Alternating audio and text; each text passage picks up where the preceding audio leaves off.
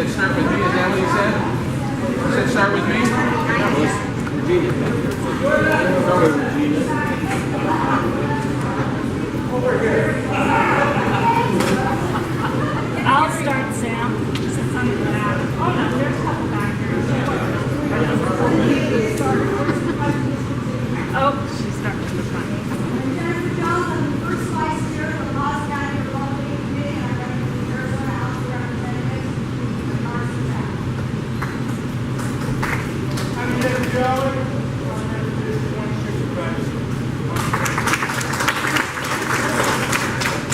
I'm Representative Sonny Borelli for D5, and I'm running for the State Senate. I'm Steve Robinson. I'm the Louisville County Fire District Board, and I'm now running for the school board in the Unified School District. Morning, Mervin Fried, the Mohawk County Sheriff. I'm Ken Gates. I'm running for Kingman Unified School District number 20. Jim Zaborski, I'm on the Bullhead Fire District. I'm also Vice President of the Mahomet County Airport Authority and I'm running for County Reporter. Good evening. My name is Sam Medrano. I am a candidate for the Arizona House of Representatives in Legislative District 5. Good evening. I'm Regina Cobb. I'm your current state representative, and I am also running for the House of Representatives again, and hopefully you'll vote for me to get me back in there for the next 2 years. I'm Bill Carter, running for Joe Better. I'm Kim Stewart, and I'm running for Mohawk County Report. Rodney Head, I'm your current Chief Deputy of the Sheriff's Office, and I'm running for Sheriff of Mahomet County. John Gillette, candidate for sheriff, Mahomet County. Thank you for having me. I'm Doug Schuster, retired Mahomet County Sheriff's Office, now running for Sheriff. Thank you. I am Bruce Ricka, and I am on the board for the Kingman Public School District, and I am rerunning for re-election. I'm Nancy Espinel, I'm a candidate for Mohawk County Assembly.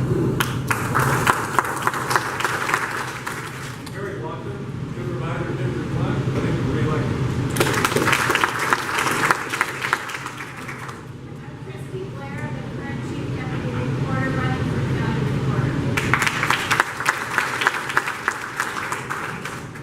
Hi folks, I'm Beth Weiser. I'm running for Arizona State House of Representatives, and I'm also running for the Kingman Unified School District as a retired teacher. And I'm Michael Weiser, I'm running for U.S. House of Representatives. I'm Gary June. I'm running for the Golden Valley Fire Board. Okay, did all the elected officials and people on the province have a chance to introduce themselves? Okay, I got some housekeeping rules that I need to say before this actually starts. They're not in any specific order, they just they popped out of my mind and I dropped them on the paper.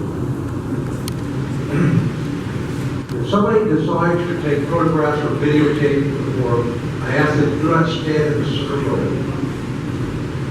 Please set up your video cameras next to the wall so they will not disrupt the event. I will not allow any personal attacks on any one of these candidates. No booing because you might not like the answer given by a candidate. And no excessive hooting and hollering if you like someone's answer. And all it does is just, no, you can clap, that's fine. No shouting at the candidates will be allowed because you don't like their answer. If we do, then I'm going to politely ask you to leave. Unruly attendees will be asked to be quiet and sit down. If they can't, they also will be asked to leave. District 4 candidates have 4 minutes to introduce themselves, give some information about their background and what their agendas are if elected.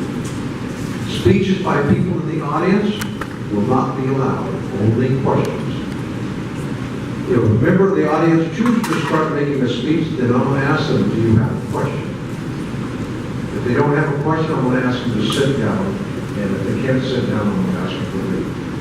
Because we can't have this thing disrupted. I understand that there are many people packing heat today.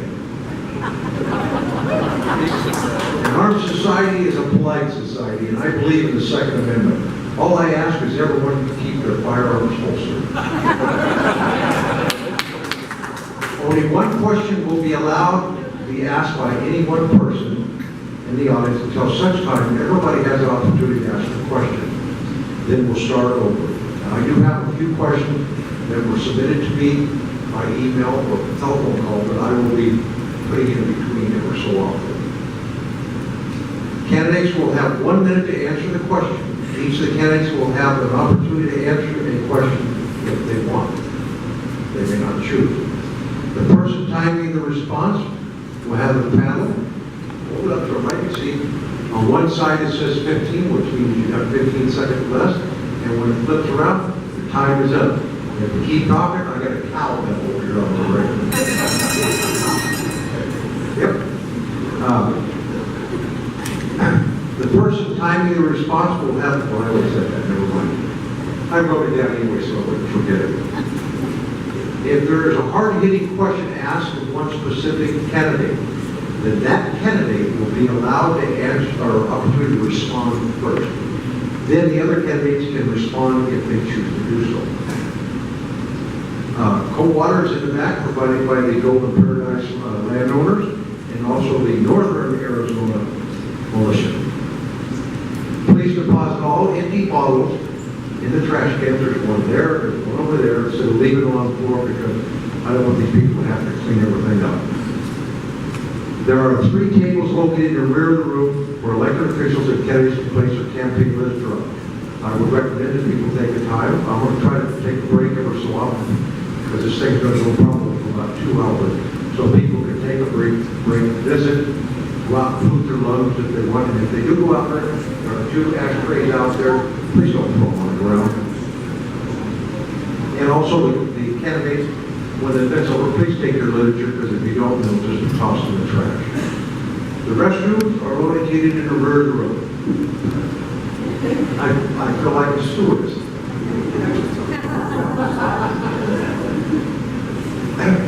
The ballots for the District 4 candidates received prior to the beginning of the forum will be collected about 20 minutes prior to the conclusion of the event. They would be tallied and the results will be announced.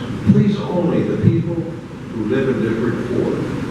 And if you didn't get a ballot, Gary Judo's got ballots over there. But do me a favor, come around the side, don't wander down the front because that's very disruptive. At the beginning of the forum, we did that. Yes, the candidates do get to vote. Last but not least, I'd like to thank the Golden Paradise landowners for hosting this event and asking me to be the moderator. On that note, I'm going to go ahead and put this thing back here. And I think what we'll do is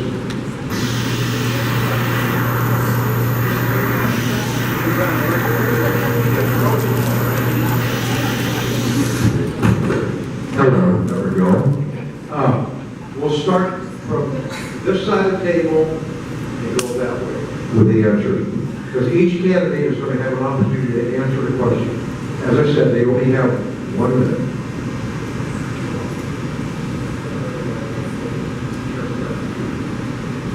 And don't fumble because the speaker microphone on. And if somebody asks a question, please speak up so everybody can hear.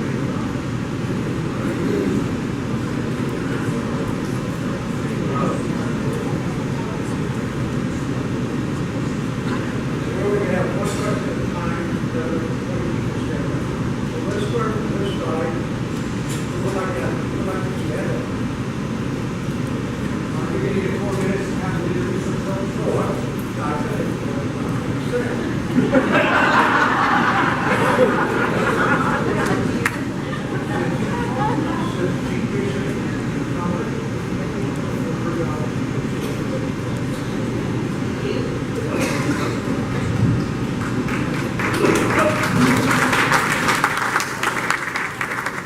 Thank you all. I'm going to speak very fast as I only have 4 minutes, and I think I have 5 minutes of information that I wanted to share with you. And what I want to do, my handouts are being passed around that tells you all about me and my background and my qualifications for this job. So what I want to do now is just reflect back on some of what I've accomplished over the last couple of years.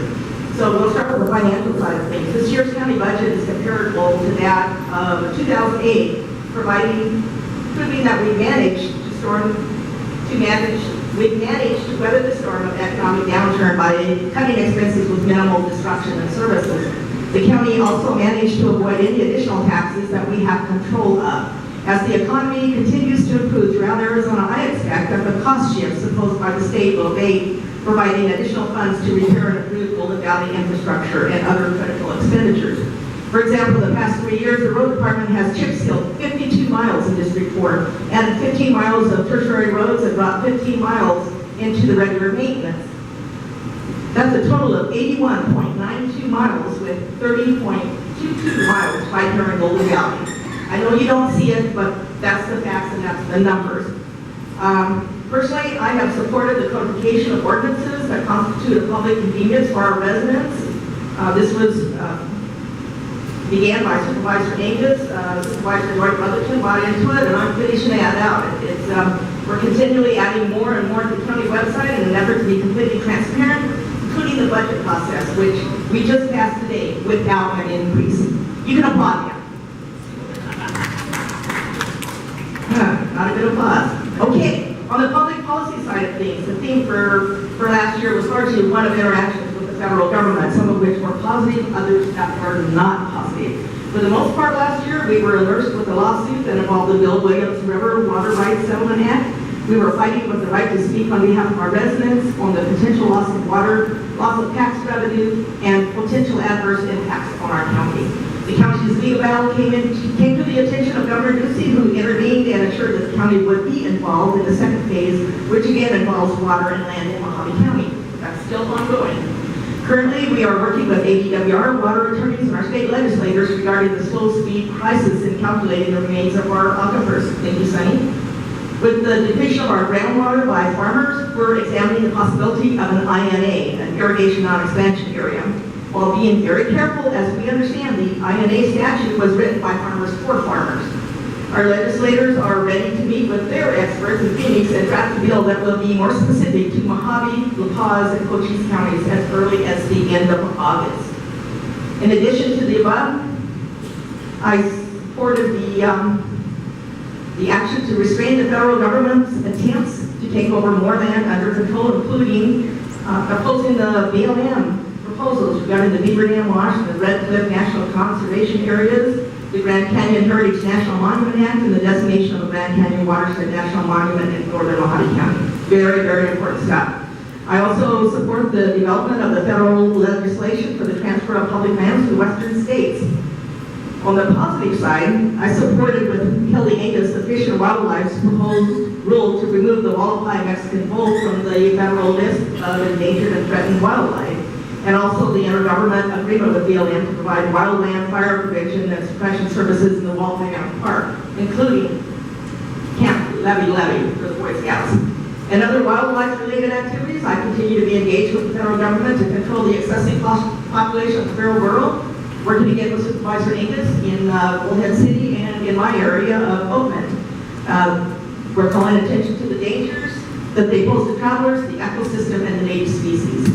And of course, Supervisor Angus will work on the pipeline necessary for the trout production of Gold Beach National Biomes. This is only a partial list of accomplishments related to District 4, and today I'm just laying the groundwork for the architectural services for the historical courtroom legacy project. 25 years in planning and #1 on the list. We approved the architecture study today. So a new partnership is being discussed with the Fairgrounds Association, and I'll tell you more about that when we ask that question. Thank you very much for being here tonight and listening to me, and I'm sorry I can't talk back. One thing I forgot to mention, would everybody turn their cell phone volumes down because it's very destructive when they start ringing.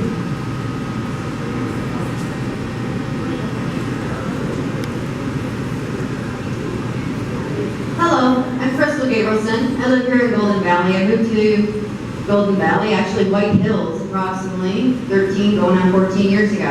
I had my own business, but I stepped aside my small business to help out a business I'm very familiar with, trash. In the last, since I joined him in 2003, our business has grown immensely, keeping the quality and the prices down, user-friendly everywhere around. Our expansion did not dip into your pockets. I'm a firm believer that when you expand things, when you're utilizing other people's money to grow, we look at all the different possibilities to do it without your pocket helping us. And I've done that. I started in trash in 1995 as a loader on the back of a garbage truck. And in 2 years became a supervisor, a general manager. I conversed and condensed and merged businesses that we bought, equalizing pay between employees, utilizing the money to turn it around to profitable. Then I started going outside to other sister companies and doing the same and making them functional. I come to you because I've been on board of commissioners for over 5 years. I do believe that I've made choices in favor of the people, property rights, what it should stand for. There's lots of things that need to be changed, and we all know the big ones that are right here every day. Our water, economic growth. But there's more to it than that. What about our family values that we lost through the fair and utilization? What about our libraries that are shrinking?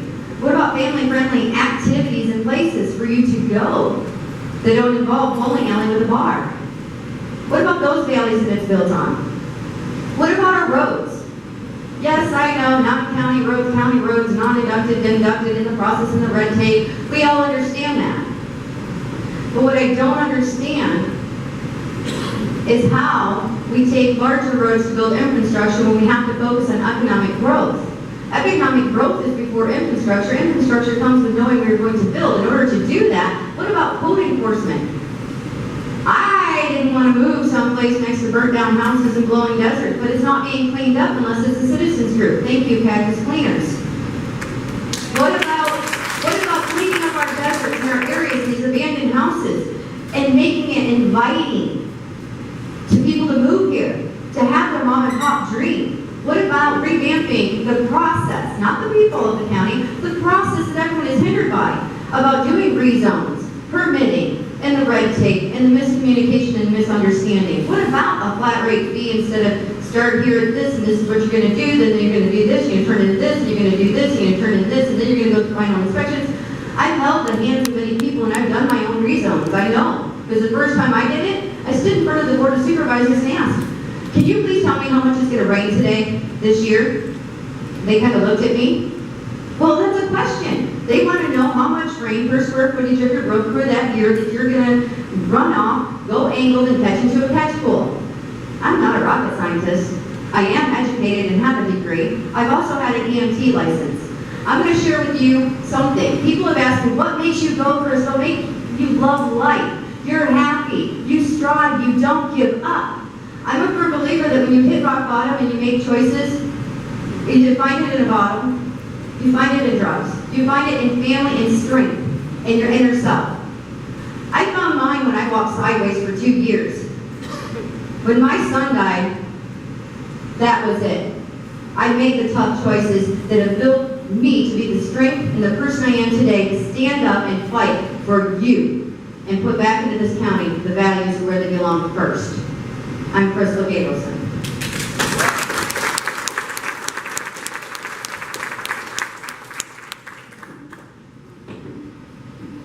Evening. Thank you for coming out to eat. I'm Rick Armstrong.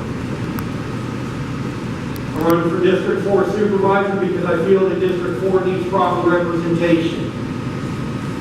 It doesn't need just a manager. It doesn't need a dictator. It needs a leader. It needs someone that truly will make a promise to run as a conservative and not raise taxes and do exactly what they said.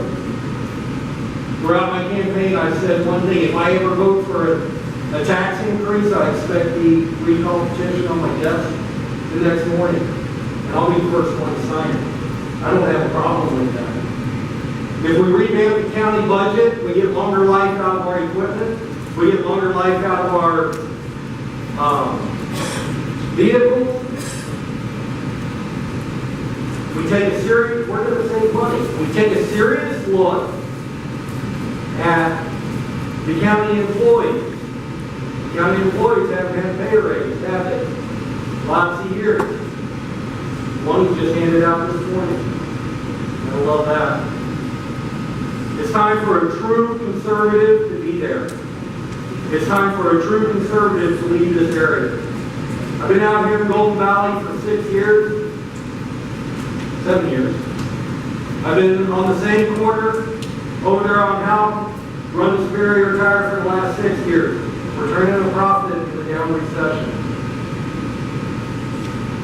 You guys, most of you guys here all know my involvement with the community. I'm the first one to grab a mop, I'm the first one to grab a rake, a shovel, whatever it takes to help out. Imagine what I'll do for you when I'm sitting in the county seat. Thank you.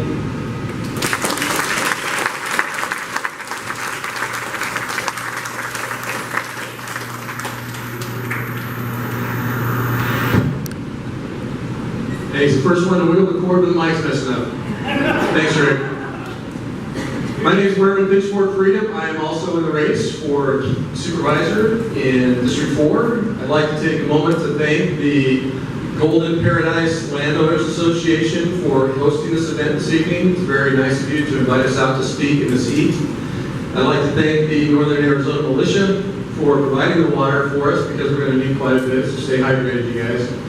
And I'd also like to thank each and every one of you for coming out tonight, because it's people like you that make our country great, people like you that care about what's going on in their community and the futures of their community. You know, we have somebody that's running for president right now in the Republican Party who stands up to the establishment. I'm somebody that stands up to the establishment. Some of you may remember me when I stood up to the former county manager with my pitchfork on my shoulder and got arrested. I got drugged through the system. I got a very good education on how the system works in Mojave County. I also stood up to the county when they raised the base property tax by 24% 4 years ago, actually in 2011. And if you happen to notice, 2011 they raised your taxes, 2012 was the election, 2015 they raised your taxes again, 2016 is the election. If I'm elected, there will not be an increase in the year before the next election. At least my vote will be a no. Somebody that goes to jail protesting taxes probably isn't going to increase your property taxes. I'm a former supervisor with UPS. I grew up in Kingman. I worked in Laughlin for a very long time. You know, going through this valley all those years, I've watched it grow quite a bit. Golden Valley has a lot of potential. There's a lot of things that can happen in Golden Valley, and I think what Golden Valley needs is to be able to just get the government off its back and allow growth to happen. There's too many rules and regulations in the way to allow growth out here. You guys need a grocery store out here, and I think that some of the rules and regulations need to be taken out of the way so that you guys can have a grocery store out here. You know, we got the Golden Springs Fire Department out there. They're bankrupt. They're having a tough time. I've come up with a solution for that.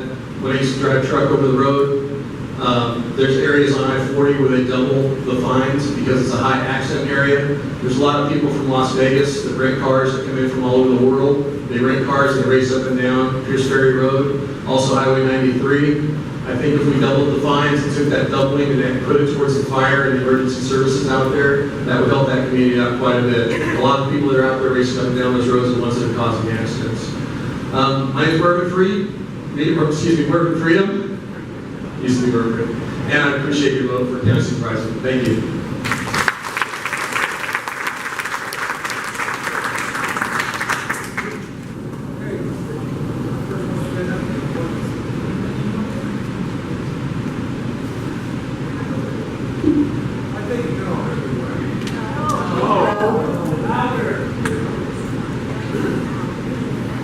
Okay, we're going to start the question and answer session now. Go ahead, stand up and ask the question. Make sure you talk loud enough to be heard.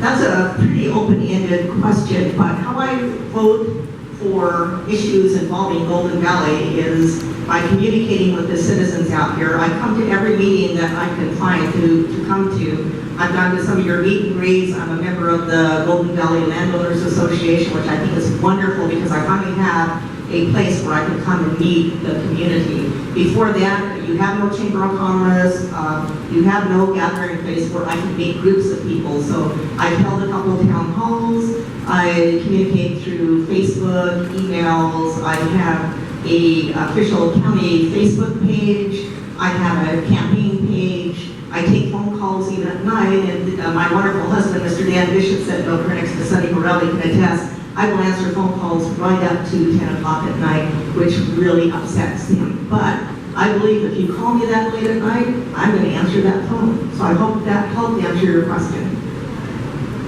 Yeah, I'm sorry, it was a general question, so you got a general answer. My votes vary depending on the Next question, yes, sir.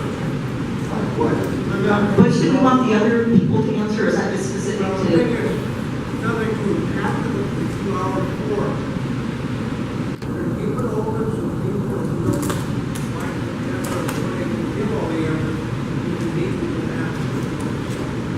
My question is, we brought up the fact of the road bank. I'd like to know why road bank and the Golden Valley is neglected. People are having heart attacks, the ambulance can't get in on the last flight.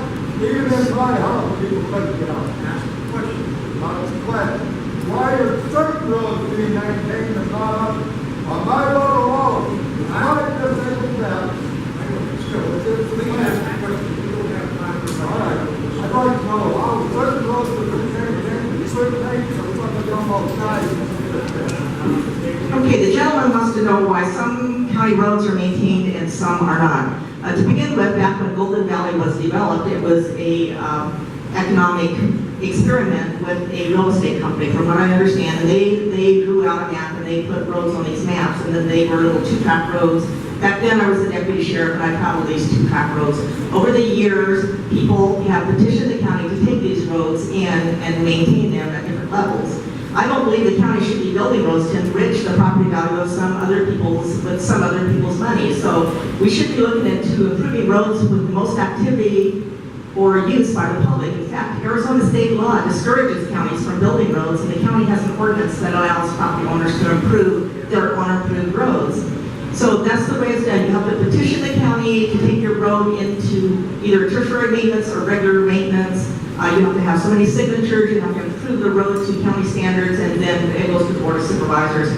And that's the way we do it because Mojave County has 2,200 roads in the county, and only 800 are maintained.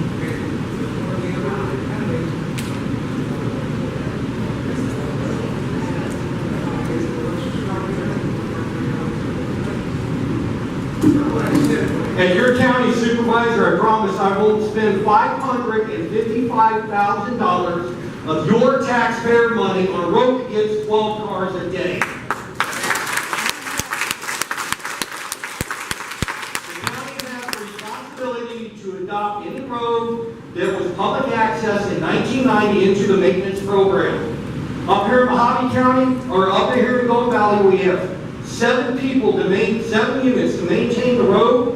Up here, from everything from Oakland to the dam. Mojave Valley has 17. Thank you.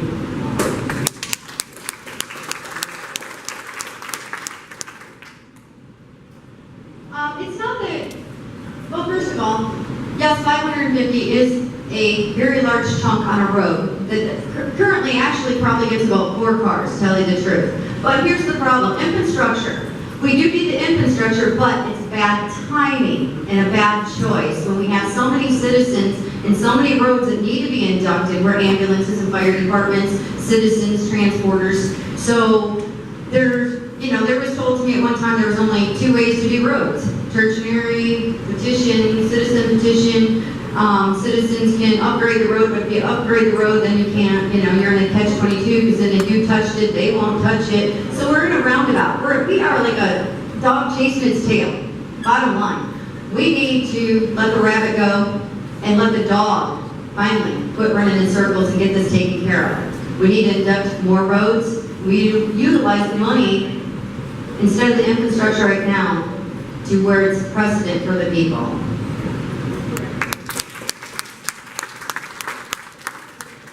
I can speak to the road situation out here firsthand. I've driven a lot of them recently. Also, I own property out here in Golden Valley at one time, and I got to pay an assessment for the street that went down in front of one of my pieces of property. I paid an assessment, and then I paid a percentage of an assessment because another piece of property was located a couple blocks off of that street that they were going to pay. I also had to pay an assessment on my property in Kingman to the tune of $2,200 to have the road paved in front of my house. It's a lot nicer to be on a paved street, I can tell you. At the time I had a black car, I'd washed one half of it, and by the time I got the other half done, the other half was already dusty. So, you know, if you want, you can form an improvement district. You can get a road put into your area. It may not work for you because you may be on a street with only a few people that live there. But you may want to send letters to people that have property on that street, and maybe they might want to improve the street and improve the valuation of their homes. Thanks, you guys.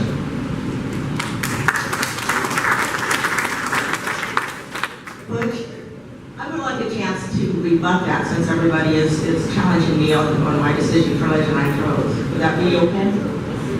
Okay, Legend Ranch Road. I did ask the engineers to take a look at the road infrastructure for Golden Valley. Guilty as charged. They looked at 3 ways to get across Golden Valley from Highway 68 to 93. I'm certainly not an expert, but the road was put together by traffic engineers in order to enhance the infrastructure and economic development for those that live here in Golden Valley. You have never had a supervisor that's looked after Golden Valley the way I have. I'm looking out for your infrastructure for your future. My decision was to ask the question. I'm not an expert to tell you that the road is viable, but if it wasn't viable, there wouldn't be a road to support. Bottom line is to accomplish economic development and the growth you need for infrastructure. And I know you're shaking your heads and you don't believe that, but you look at any community that's going to grow, you need infrastructure, and Golden Valley does not have that. The road not only has my support, but also the support of the Public Works Director, the County Manager, the Transportation Commission, ADOT engineers, and EMS personnel. So that is why I'm paving Legend Ranch Road, and that's just the beginning. I plan to pave more roads.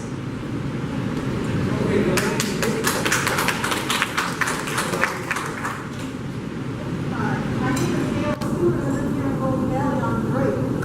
I'm on one of the roads that is impassable for the emergency vehicles. And my question is, everyone on our street, on Great Avenue, is a landowner and a taxpayer. If the people are renting their property, the owner of that property is the taxpayer. I don't feel we are getting proper representation for our tax dollars. How do you respond to that, Rick?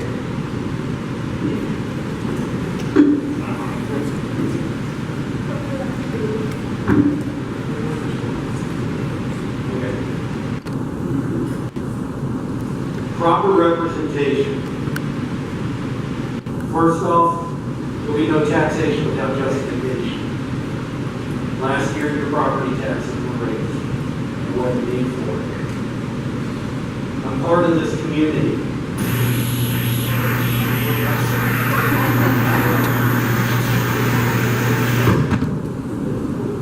I don't need a microphone. Okay? I'm part of this community. People see me on a daily basis. I promise not to ever raise taxes, and I'll go to my death with that. I look after the blue collar workers, the dope plumbers as they were called, because I'm one of them. Well, I will be your representative. I will be your leader. I will not sit up in the chair and lord over you. Thank you.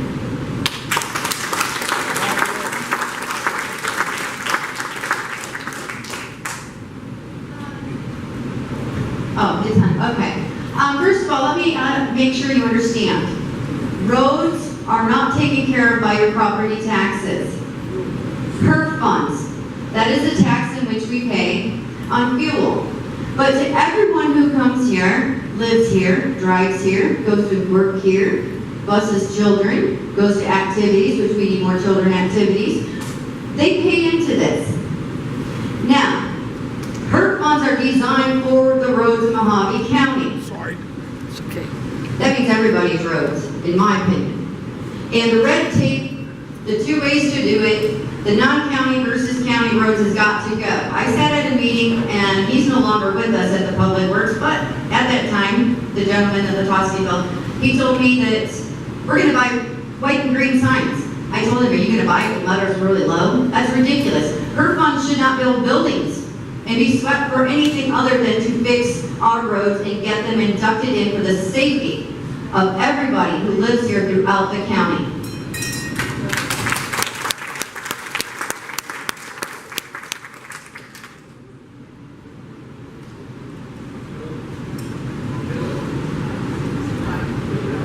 There we go. Once again, you guys, I had to pay those assessments for my road in front of my house. I wasn't too happy about it, but I was really happy with it, living on a paved road. It made such a difference. People still haul butt up and down my street, but there's not the dust and the problems with the flooding and the mud and the rocks and everything as there was.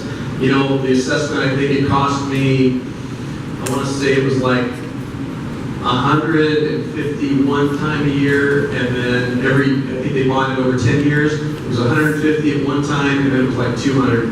So you had 2 payments annually on that.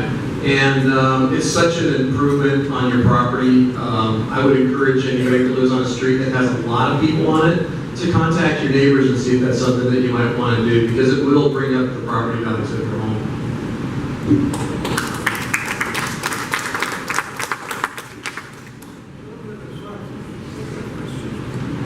I was told it's about $18 million in the HERF funds. Where's it being spent? That's Ms. Bishop or Supervisor Bishop, and I'll be glad to answer that question. But do you want me to answer the first question? Did you want me to answer the other question that the other 3 answered, or just one of this one? Okay, I agree with Mr. Freedom, absolutely, and with Krystal and Rick, they get mad at me when I say this, but they just don't know what they don't know yet. HERF funds are taxes based on each gallon of fuel purchased in the state of Arizona, and I'm dedicated to help find a solution for this, but the government has raided our millions of dollars for years to make up for their overspending. Mojave County has done a remarkable job in working with the funds available. But the strain on our infrastructure is obvious to you all, and the road that I am paving, Legend Ranch Road, $550,000. The city of Kingman just paved a half a mile of road, 2 lanes, a half a mile, $742,000. So ladies and gentlemen, I am looking after your taxpayer money and your HERF funds. But I think it's Rick that said property taxes don't pay for road improvements, and he is correct on that. Thank you. Okay, let me finish that question. Wait a minute, hold on. One thing I want to tell everybody, no personal attacks, and be respectful to the 4 candidates. I would appreciate it. Thank you. Let me finish that question. Now, Kingman Ranch Road is privately owned, right? That's a homeowners association? No, Legend Ranch Road is a county road. It was. Back when I lived up here, you personally told me 2 years ago that it was owned by homeowners, private corporation. Why are you spending money on something that's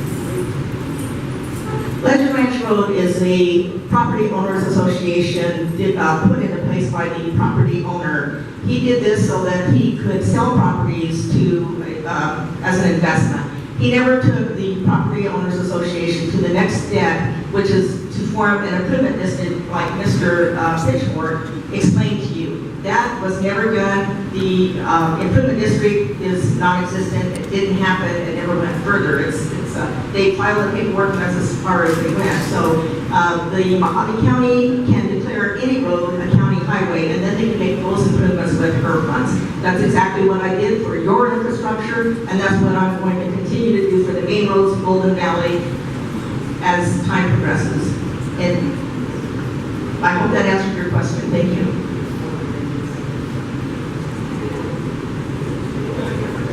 All the mics over here.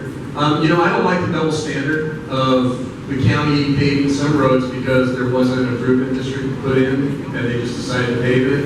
And then at other times, somebody like myself has to pony up that money. I think that there should be one standard. And if all the property owners out there on Legend Ranch Road wanted their road paved, they should have formed an improvement district and they should have each and every one of them paved their own way.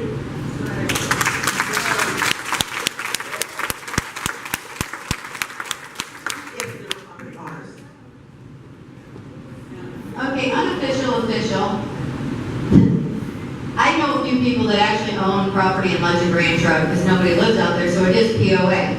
Here's the unofficial copy of the recorded assessors, recorded documents for county. And they pay $100 a year road maintenance. Legend Ranch does, and it goes to property management check that is cut to the person of TLC excavating who is been grading that road for the last 3 years plus, and prior to him it was some of it. He also had the original contract, and Mr. Ted said he would provide documents to show that he has graded it. No county has touched it up until this project.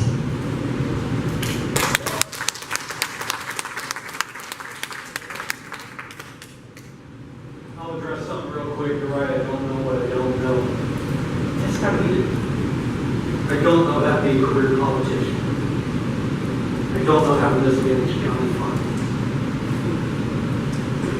That's been brought up a couple of different times. When the board talked about Legend Ranch Road, I went before them. I pointed out North Drake, pointed out several roads. There was just an incident 2 days ago where an ambulance and a fire truck couldn't get to someone that was dying. Let that sink in when we drive down Legend Ranch Road. I don't like to call them HER funds. They're $555,000 more taxpayer money. Thank you.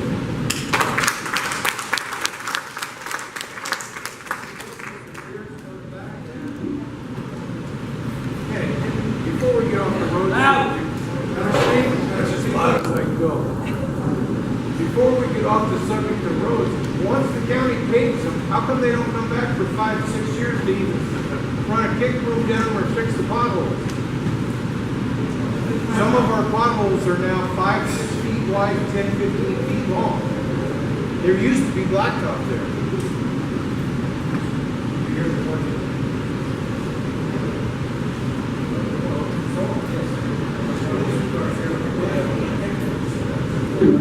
The gentleman asked the question why the county doesn't come back and fix the potholes in the road. And I frankly don't know why. I drive a little Geo Metro typically, which I blew a head gasket when I was out here campaigning a couple weeks ago and it was really, really hot. But my Geo Metro, I'm afraid to go into some of those potholes.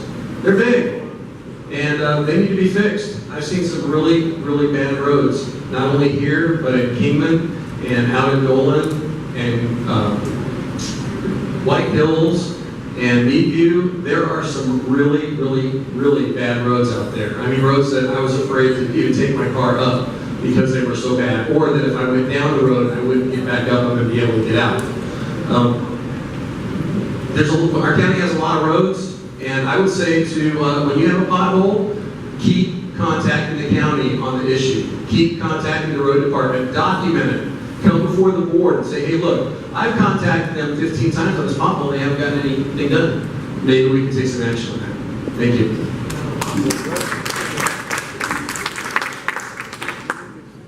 Okay, I absolutely agree with you.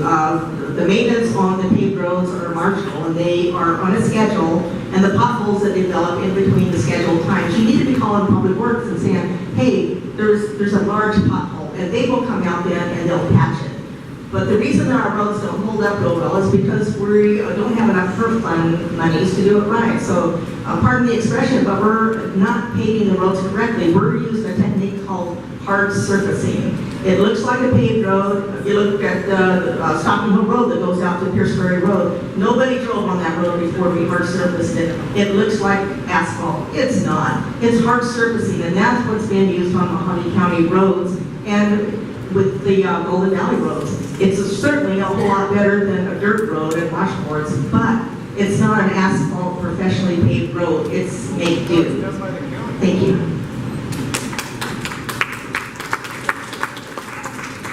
One thing I know about our roads and the paving and the potholes is I'm a firm believer when you do something right the first time.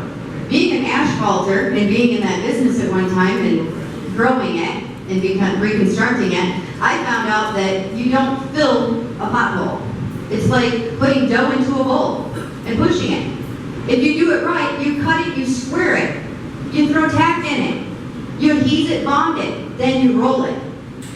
It's a lot harder to push dough out of a square-sided bowl and container than it is round. So when we're talking about pothole patching, if the county would address these guys that go out there and tell them, you know, you are paid, do it right the first time, they would hold up, the potholes would not pop out the way we are, and we wouldn't be driving up consistently.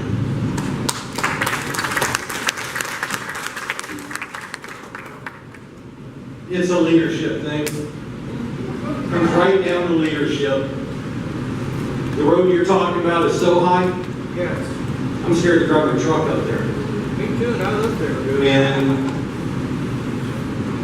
it's time for a change, guys. We're not going to spend the tax money that's designed for the roads on buildings. We're going to spend them on the roads. We're going to maintain them. I'm not going to sit here and blow smoke up your butt and tell you that we're going to have millions and millions of dollars, but we're going to address them one at a time. Thank you.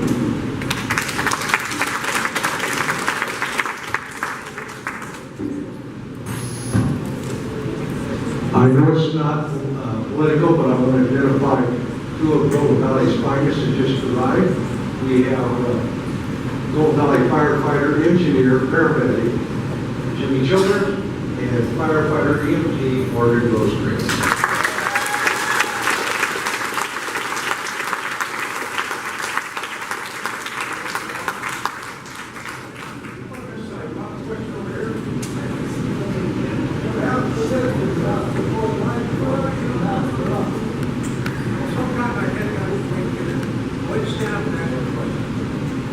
Hi, my name is Kathy Paul, and I'm concerned about road maintenance also. We had our first monsoon, my mom lives on this road, and there's about 6 other people who are disabled, and the ambulance, I can drive it, you can drive it. But, yes, I do. Okay, what is the priority of the roads that will get maintained? Who determines what road gets done first?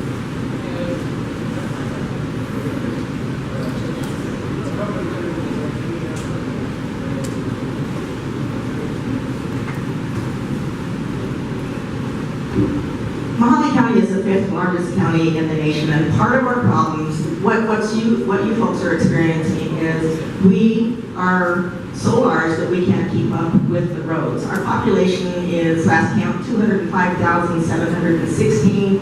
We have numerous communities that are all experiencing similar problems to what Golden Valley is. Not so much Bullhead City and Mahoney Valley and Lake Havasu, but Kingman and all the remote cities in the north part of the county are experiencing the same thing. The responsibility falls on the Public Works Director. He has a maintenance program. When we have a monsoon storm like we had July the 1st and July the 2nd, the crews are out at the crack of dawn, and when they go around and they fix what they have to fix to get people to and from, and then they go around and they fix the rest of the roads. But initially, you'll just see them cleaning out the washes and the emergency so that the vehicles can get through. Thank you.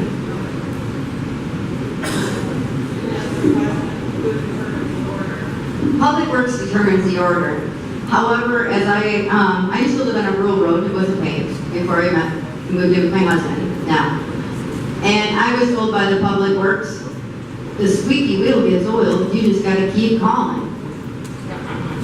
Well, my wheel fell off the freaking wagon because it never got done. Thank God I got a 4x4.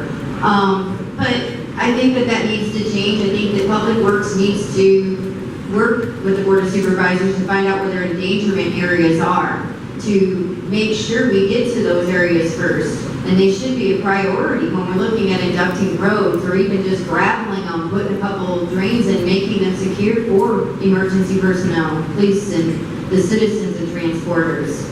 It should be a priority because without the citizens, we don't have a budget, we don't have funds, and we don't have accounting.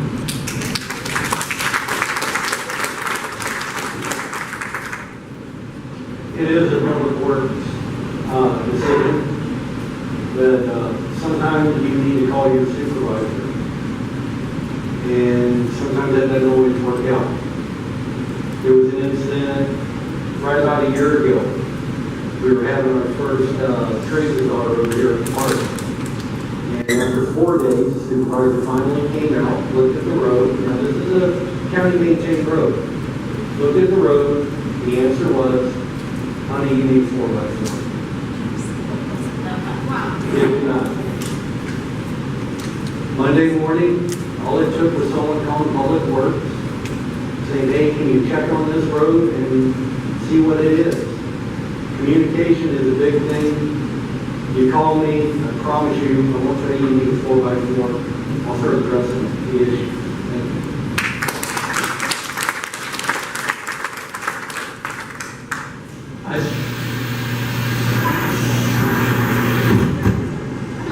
I'd have to say that the priority on the roads is probably when the guy goes out and gets in his road grader, he starts driving it. And the first road he comes to is probably the one that he gets done. If you got a piece of spare land on your property, you might talk to the road grader guy and say, hey, you need a place to park your road grader tonight, you can park it at my house, so in the morning when he gets in it, maybe you can take care of your road first.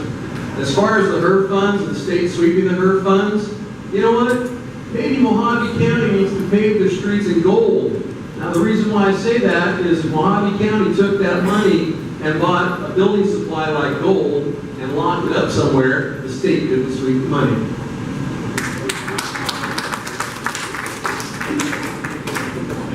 Yeah, I just need to address what Mr. Armstrong said. I did meet with that lady. I got a call on a Friday. I told her I'd come out and check the road over the weekend. The road department had already been out there and cleared her driveway so she could get in and out. And that call might have been made by Mr. Anderson, but it was also made by me. So trust me, he didn't make, Mr. Armstrong, he didn't make that decision. He didn't make the road department go out there because the supervisor is the one that made that call before he made the call. But I did go out there. I was in the Thunderbird. I called her and said, I can't make it today. I'll come out tomorrow. That was on a Sunday. I went out with my husband's truck and we had a long conversation with her. The road was a deep sand wash, and I did, after the end of our conversation, which was very pleasant, I thought, suggested that should they ever buy another car, since they were from back east, they should consider an all-wheel drive vehicle. And that story has been on and around Facebook, so I just wanted to clarify that. Thank you. I got a question back there, but first off, I apologize if I offend anybody with my snippiness. I just don't have time for everybody to carry on and speak and ask a question. I see 2 people left because I got a question right back over here, and then I'll get to you. Okay.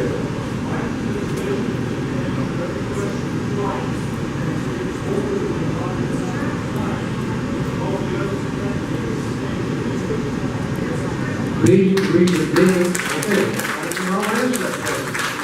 As I said, if there's a hard-hitting question that goes to the person or the specific candidate, then they have an opportunity to answer. Because of what was said, I let her do a reply. That's all. That's, Mr. Gorham, do you have a question back there? Yes, to all the candidates up there, you know, we beat the road thing in Golden Valley, and you know, not all roads are ever going to get paved, not all roads are ever going to get hard surface. But, you know, we pay our taxes, we could at least, Public Works could at least go out and grade the dirt roads to where they're passable, not just for the citizens, but for our paramedics, for our ambulance, for our fire trucks. who are retired and have health problems. If I can't get a paramedic, even though we have all-wheel drive vehicles and attack units, if I can't get a paramedic out there, if I can't get, the fireman can't get out there to save a life and an ambulance can't get out of the transport, the Board of Supervisors are not doing their job for Golden Valley.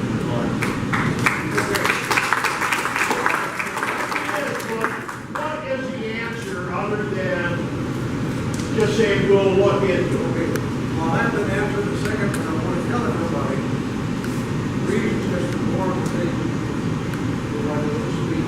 He's the chairman of the Golden Valley Fire District. Good and he has some certain money. I think we have to spend out. We're able to get to the fire. Okay. Further questions from Mr. Harrison?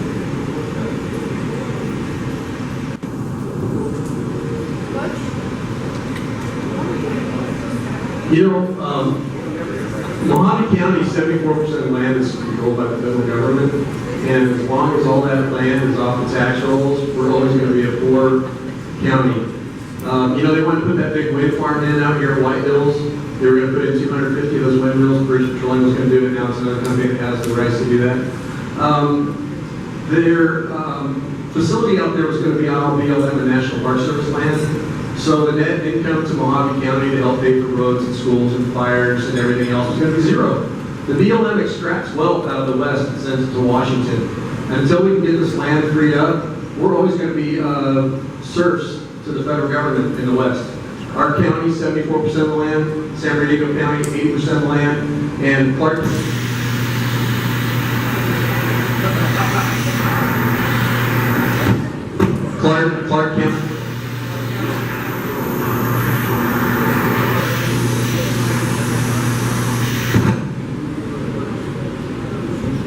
Clark County, 93% of the land in Clark County is controlled by the federal government, but yet the BLM leases that land out for solar, wind, geothermal, mining, rights of way, water, all kinds of stuff. They rent that out, and that money goes to Washington, D.C., and very rarely stays in the counties.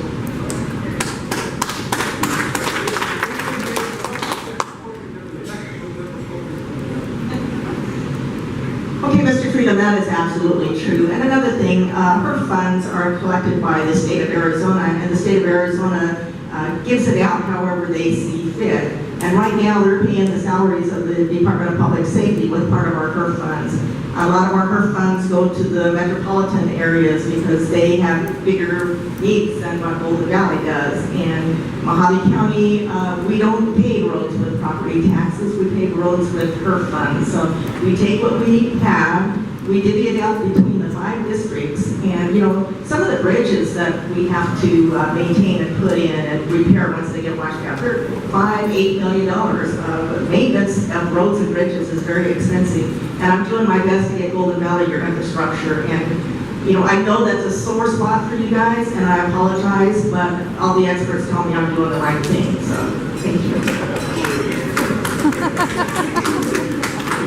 All the experts. Back to the actual question, why don't blades just go down the roads when they're next to them? I think that was the question that was really entailed is, Blade is there, they're on Bacobi, Baus is next to it, Bonita, but yet there's a section of Bonita they won't go down, but they'll do it to the rest. It's because it's not inducted by the county. So that operator, and I've literally seen it, will sit on a corner waiting for his trailer, not touch a road at $100 an hour.